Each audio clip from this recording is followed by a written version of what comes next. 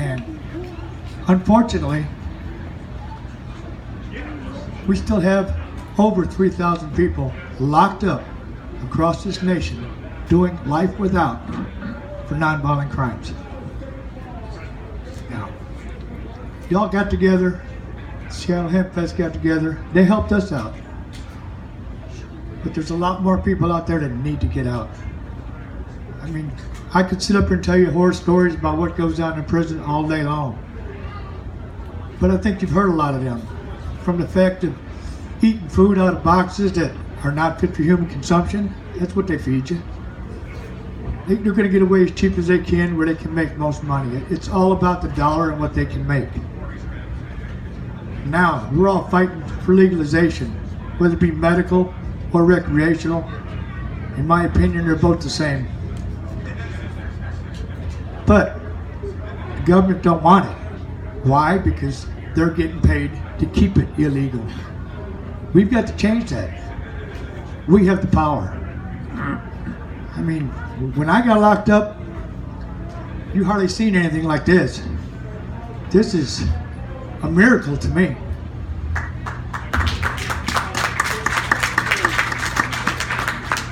So you've come a long ways. When I walked out of prison last September 1st, I opened my mouth and I started fighting then. But I had no idea all this was going on. I guess I should have, because I've heard how much help I was having out here. And I mean to tell you, if it wasn't for each and every one of you that helped, I'd still be locked up. Because the governor that had signed my paperwork didn't want to sign it. I mean, they absolutely twisted his arm. We had so many reporters, every time he walked out, ask him, how about Jeff Mizanskey? What are we going to do with him? He couldn't give a news conference anywhere without my name being brought up. Finally, I think he just got tired of it, you know. And that's what needs to happen all over this country. We got 3,000 more doing the same thing we were doing, life without. That don't count 30 years, 20 years, 10 years, 5 years. Don't count none of them guys. There's probably another 50,000 of them. So we do have a lot of work to do, and we're doing it by legalization and stuff like that. But when these states go for complete legalization and they vote on it, of course they're changing their constitutions. I'm hoping they put a clause in there that says anybody that's locked up for marijuana gets out immediately. That should be put in each and every one of them.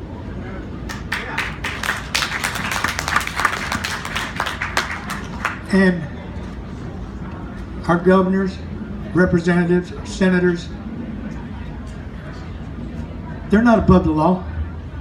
And guess what? They listen to you. They work for you. They better listen to you. Call them up.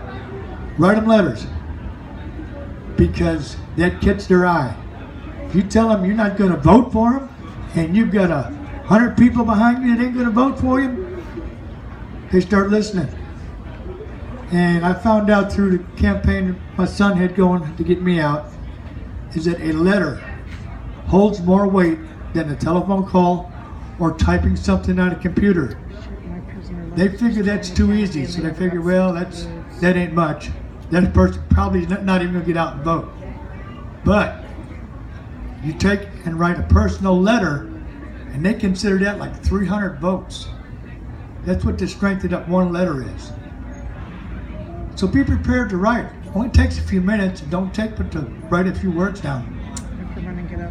And I'm here to tell you, if it wasn't for some of you writing me letters, let me know what was going on, I don't know if I could have made it. But y'all give you guys strength in there. You give them something to look forward to. And it's amazing.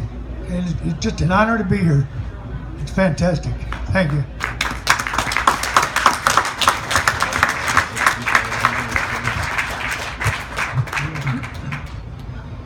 Hi, my name's Chris Mizanskey. Jeff's my dad.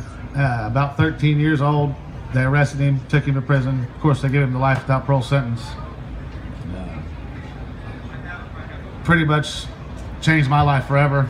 I dropped out of high school, had to go to work, changed my family from a well-lived family to pretty much poor for a minute. Struggled, but we got through it. Can't give up.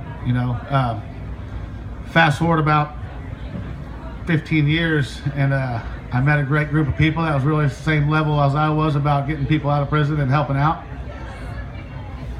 We set up a plan and we got it going on and got my dad's name out there, and next thing you know, it started gaining a little traction, and gaining a little traction, and before you know it, my dad's name was everywhere. And that's what it's exactly going to take to get all these other people to move and to get out of them prison, them situations, because they don't care about you when you're stuck in there and nobody knows about you. The only way they're ever going to pay any attention is whenever you have their name blasted in front of them every day. For God's sakes, our governor had to drive across a bridge and look at my dad's face on a billboard every day when he was going to work. And without things like that, he wouldn't be sitting right here right now. Without people like you that put out the money, send him letters, that stuff, it would never even happen. And we had 400,000 people sign a change.org petition.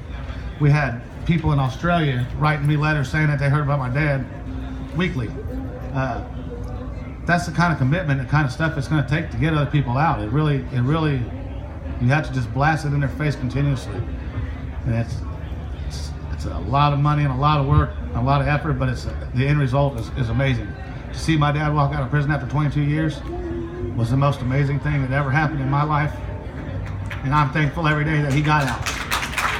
But there's so many more in there that's doing the same thing that need to get out. And I know, for one, if I can help, I'm down to help. But it's going to take more than just me. So I appreciate all y'all helping out. I appreciate everybody that got involved and said my dad's name even out of their mouth. Changed a lot. And now my dad's back at home, and he's living his life as a free man. So thanks to all you guys. Appreciate coming out. Go ahead, Adela. Tell us what we're going to do now. This is amazing. To be honest with you, this is just an example of what your family can do. He really busted his ass to get his dad free, and there's a lot of people that didn't get that. Kristen Floor's father, Richard Floor, died in prison 4 months after being sentenced, and her mom still had to finish out her sentence. She's right here. How many people in here have been arrested for pot? Armando, stand up. Come on, you guys. Every 36 seconds in the United States of America, someone is arrested for pot. Until we all take action, we will never end this war on cannabis. Every single one of you have a voice, and we just need to use it. They talked about all this flying everywhere. $8 million to keep Georgie in prison, $436,000 to keep Jeff. Guess who paid for that? You all did. So think about this before, we go out and do stuff, before we vote in bad laws that are pathways to prison and continue to allow our loved ones to be incarcerated for cannabis. Jimmy Romans is another person that Seattle Hempfest is supporting. Never busted with the weed or seed, guys. Won his state case, feds picked him up. He has never been busted with pot. It's a dry case. Life without the possibility of parole. Denied his appeal once again. Lance Glore in this state just got sentenced to 10 years. It is not over. Legalization is not the solution. It's just the beginning of what we need to do to end this. And it's thank you guys for all being here.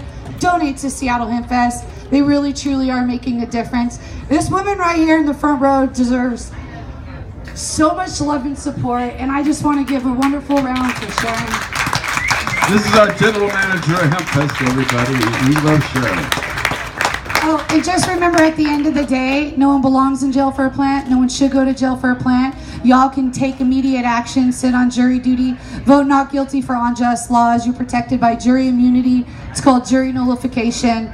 And until we all take action, this is never going to end. So be safe. Don't be felony stupid. Don't drive around with a busted tail light, expired driver's license, no insurance. Don't give them the opportunity to search your car. Always remain silent so that we don't have to go to court support or we don't have to fight to get you guys out. So thank you guys for the opportunity to be here.